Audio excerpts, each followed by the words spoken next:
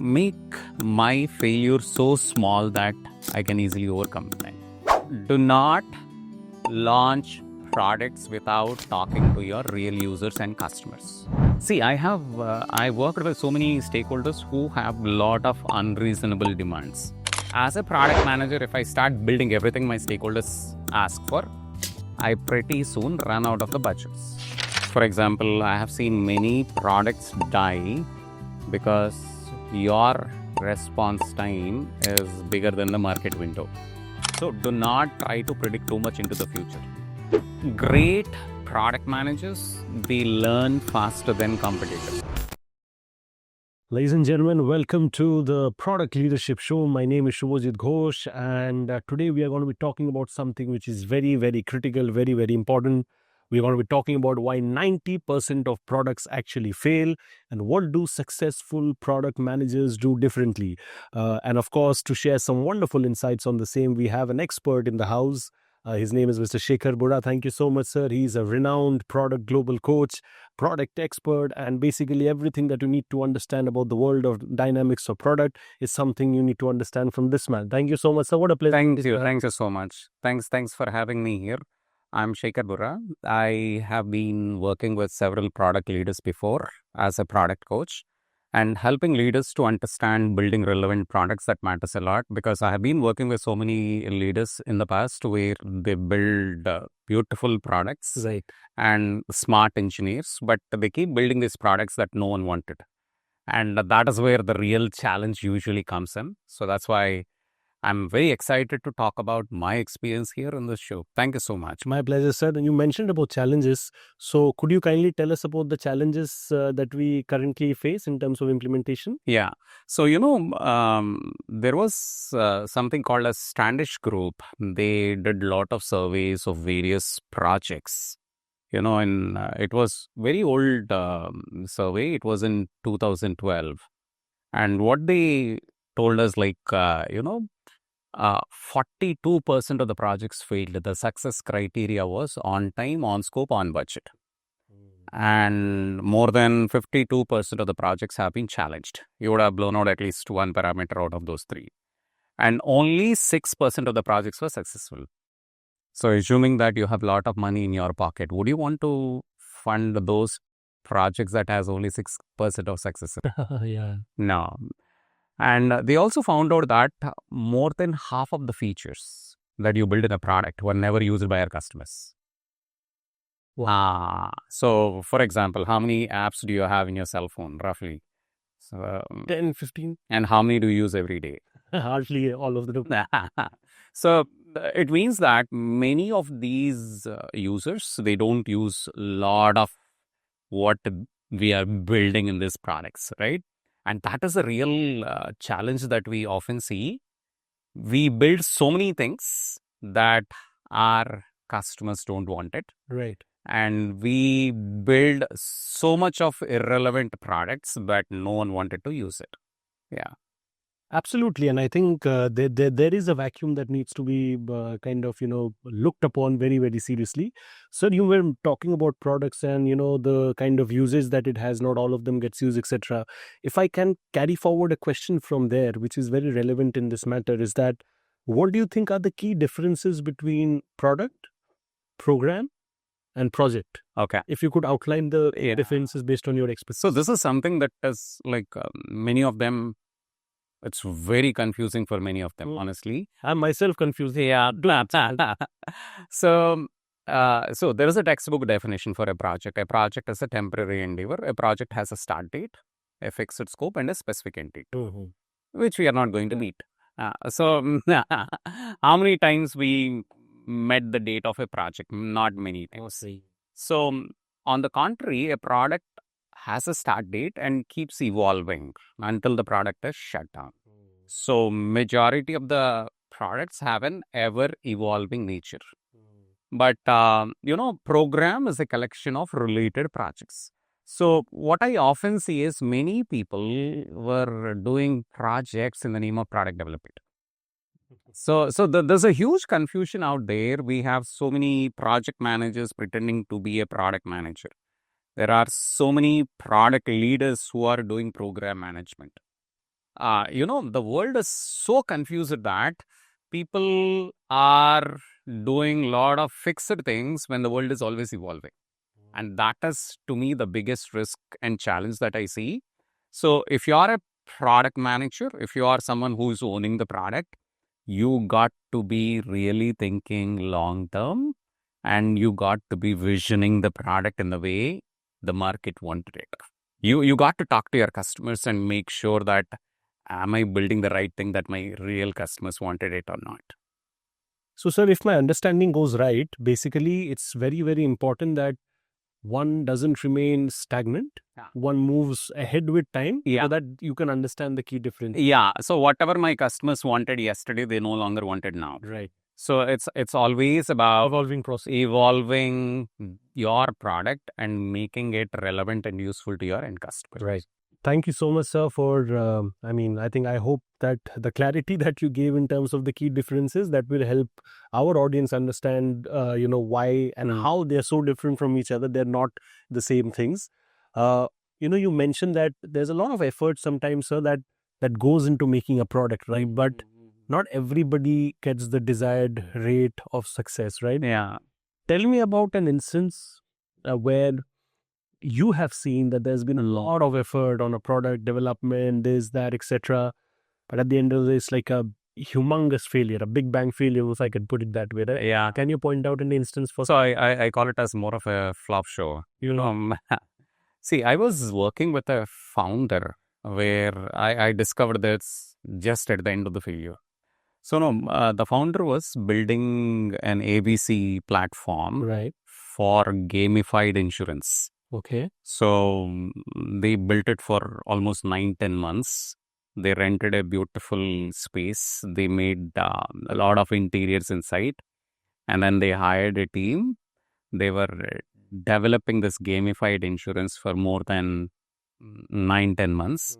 And you have all the points, all the badges, all the levels, all the streaks in that gamified insurance.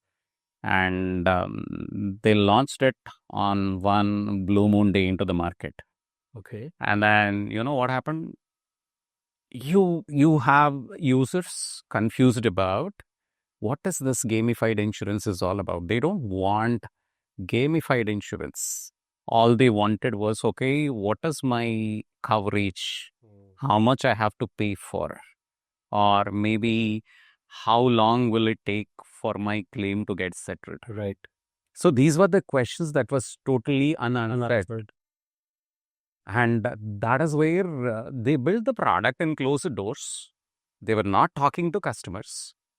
There were a lot of assumptions that were built in. The key assumption that they made was, when I make a gamified insurance, people wanted it, or my users wanted it.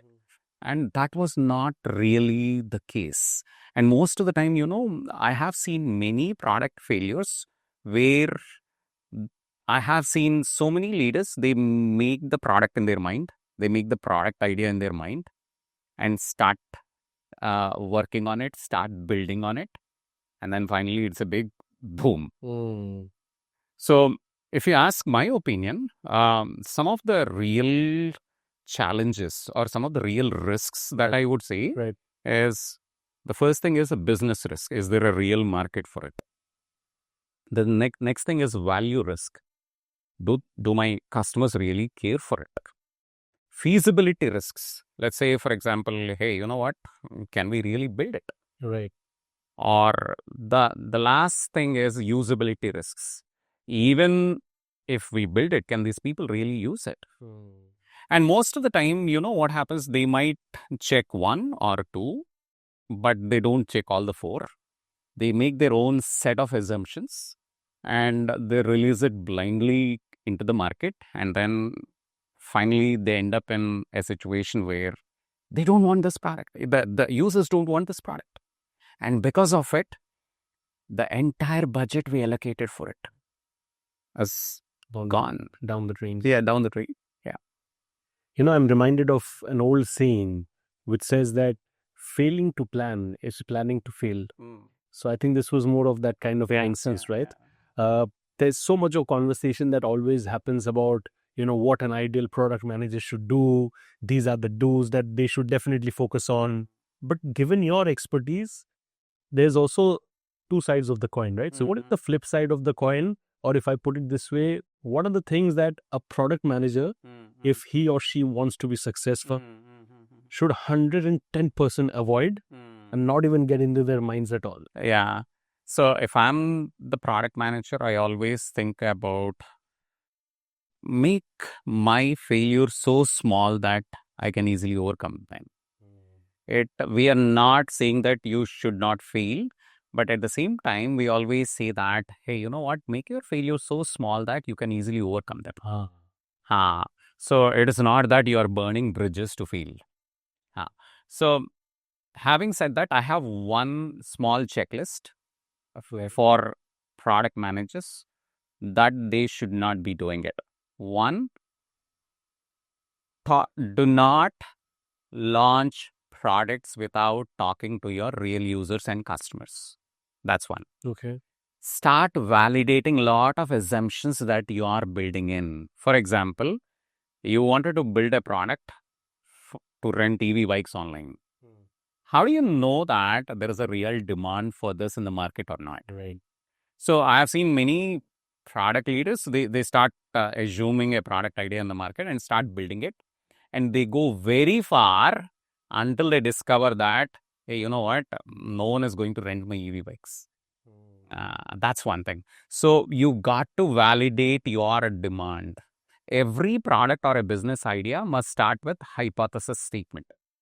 If you're not proving the hypothesis, then probably you are building a wrong product. So do not get overwhelmed by stakeholder request. So most of the time, the stakeholders tell you so many things. I want everything in this world, but I only have next 1 month to get it done. They pretty much wanted everything in life. They want but they only have 1 month. That's one. And then do not confuse what I call it as half-baked products with MVPs. So MVP has a very different meaning altogether. So every time we start building half-baked ones, and then we call it as MVP.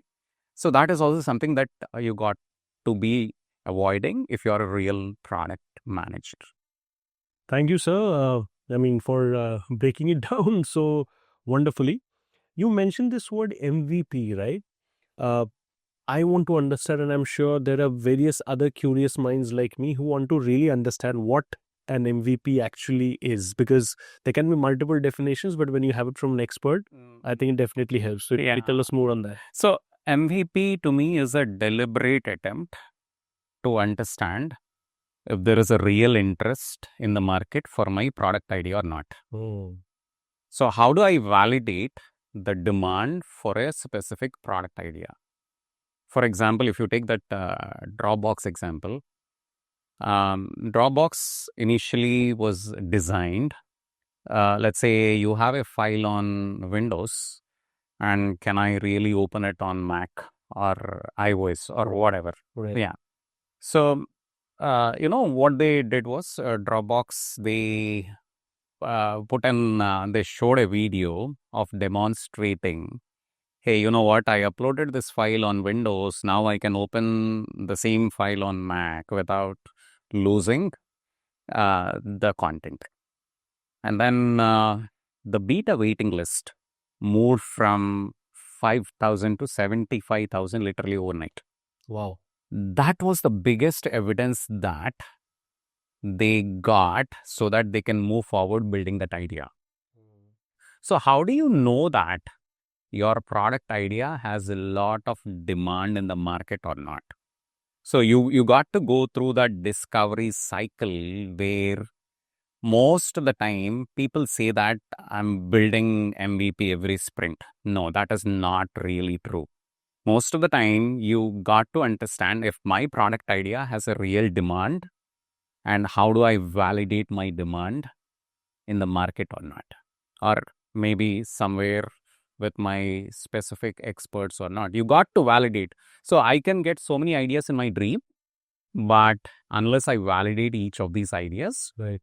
I don't know which of this idea is going to really work in the market. And I always see this, it is going to hunt you sometime down the line where You missed it now, but it is going to come back and it is going to be very, very costly for you down the line when the development happens.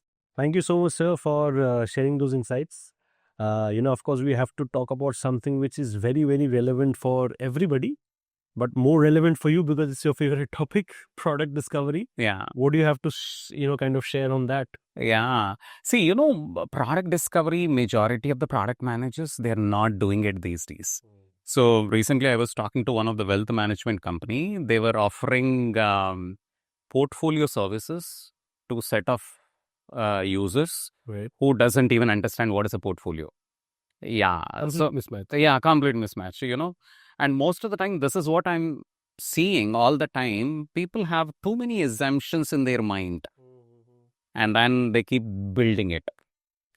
So one thing which I often see is in a product discovery, talk to your real customers and users whom you are building this product for.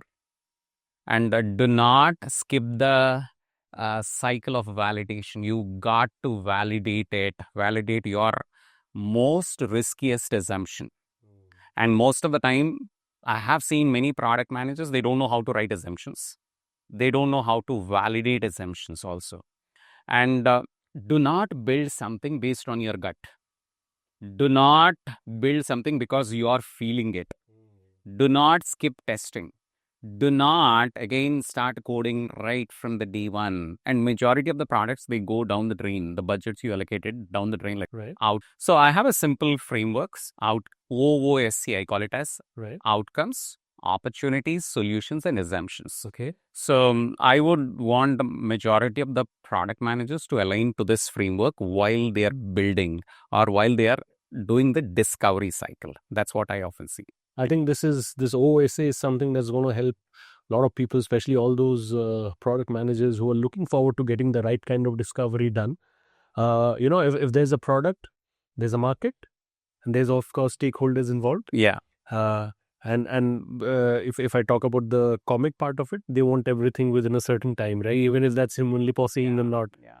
What's your experience of stakeholders? What do you want to talk about them? See, I worked with so many stakeholders who have a lot of unreasonable demands. So most of the stakeholders, they say that I only have, as I said before, I only have 1 month time and I want everything within this 1 month. And which is practically not even possible, Yeah. So majority of the stakeholders, they don't understand the trade-offs between building something faster versus building something really valuable. Right. Yeah. So if as a product manager, if I start building everything my stakeholders ask for, I pretty soon run out of the budgets. And that is why I don't intend to build everything which my stakeholders want. As a product manager, I would always look at what purpose it is going to solve. Does it really add to the product vision? Okay. So there is a specific framework called as Kano model. Kano model is something, if you are especially dealing with stakeholders who doesn't know what they want, you can always use this Kano model. Okay. So where they try to segment the requirements into multiple categories. For example, you have basic or linear category, and you have exciters, you have delighters, you have reverse requirements. So you have set of requirements where, for example, reverse requirement is the more of these requirements, your customers will be very, very unhappy with it. So there are specific frameworks available.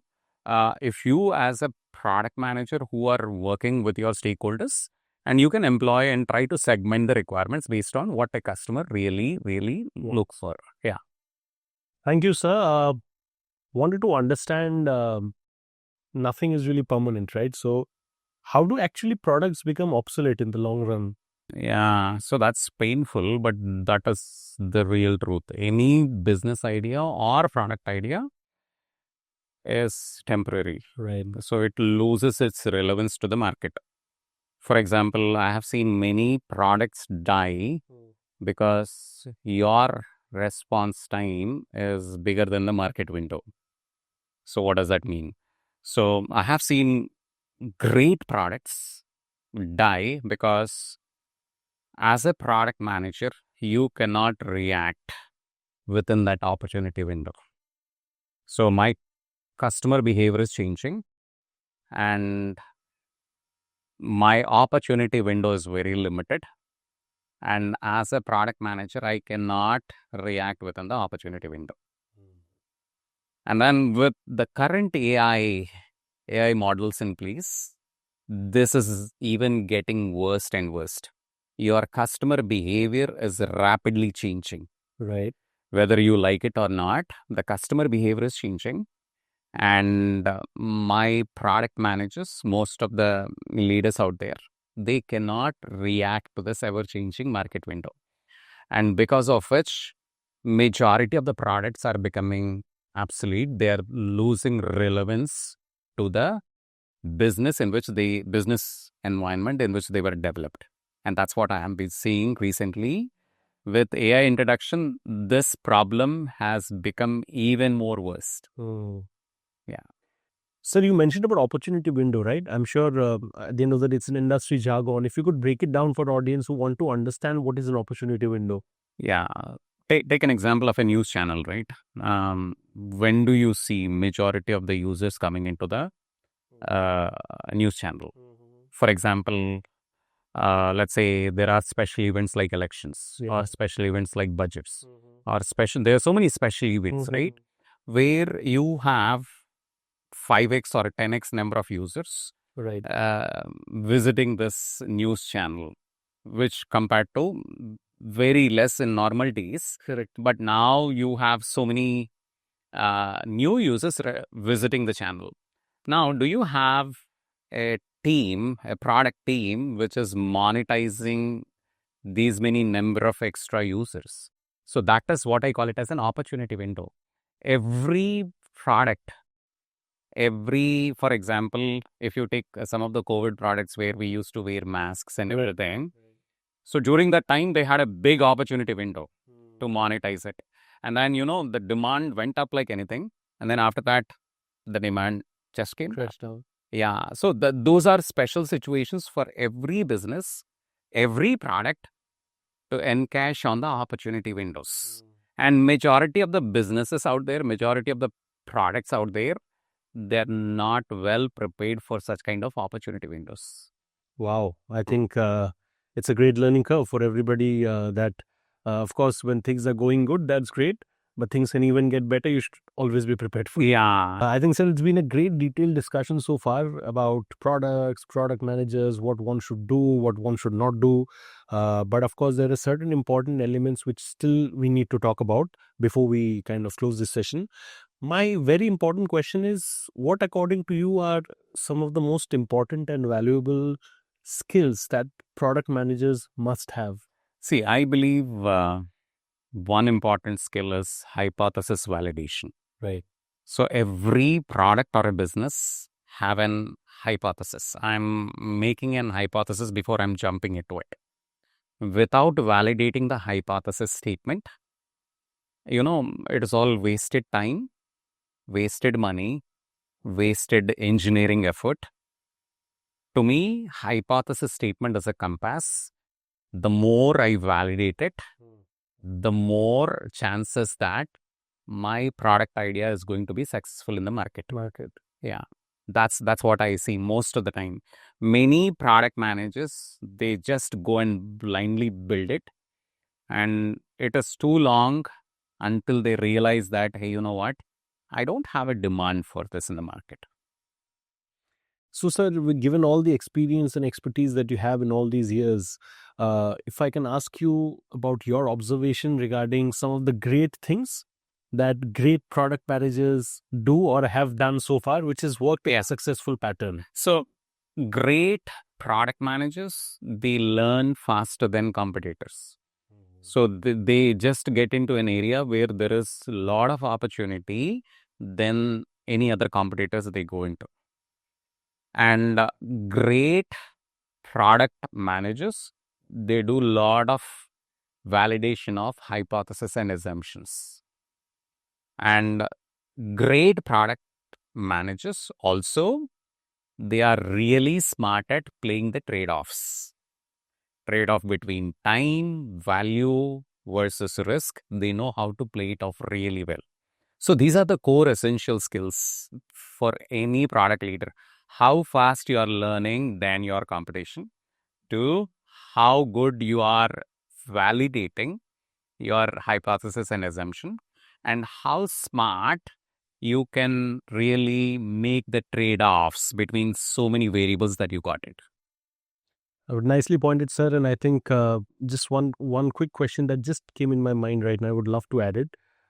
Those young students out there who see themselves as great product managers in the future. It's a changing time right now. You talked about AI as well, right?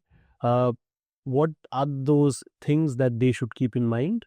Because they are moving forward in the era of AI. Yeah. So the future product managers, Yeah. what are the things that they should be very, very well prepared with? So one thing that I often say to new product managers or these founders of startups, I would say is how good you are really at rapid prototyping. Do not assume that everything in the world is something that you know it. So I call it as more of predictability. So do not try to predict too much into the future. And do smaller experiments, do prototypes, show it to your real users and customers, take the feedback and make it better over a period of time rather than doing things really big bang. Everything big bang, I have seen majority of the time has almost 90% of the failure rate. The big bang releases, big bang budget allocations, big bang time management, or big bang project management. Everything big bang has its own fair share of failures. So that's why how good you are at rapid prototyping, and then how can you really create those smaller increments, and how well you are understanding your customers in the market and make it really big and disruptive into the market. That's what I would look at. Thank you, sir. And I think it's been a great learning curve for everybody. Some of the key takeaways that I have learned, I believe I must share, which is apart from the skill sets and the basics, one is that you got to get your basics right. Patience is the ultimate virtue. You can't rush into things. Like I mentioned earlier, that failing to plan is planning to fail. Yeah. Do your research correctly. And at the same time, keep everything, put the customer in priority. These are some of my takeaways. Yeah. And thank you so much, sir. It's been a great learning curve from your end. And we look forward to more such insightful sessions from you. Thank you so much. Thank you, everyone. So if you are a product manager who is watching this podcast, what is that one thing you wanted to change in your existing product leadership so far? Okay, you can probably put it in the comment as well. Thank you so much. Sir might answer that in the next one. Thank you so much. Thank you.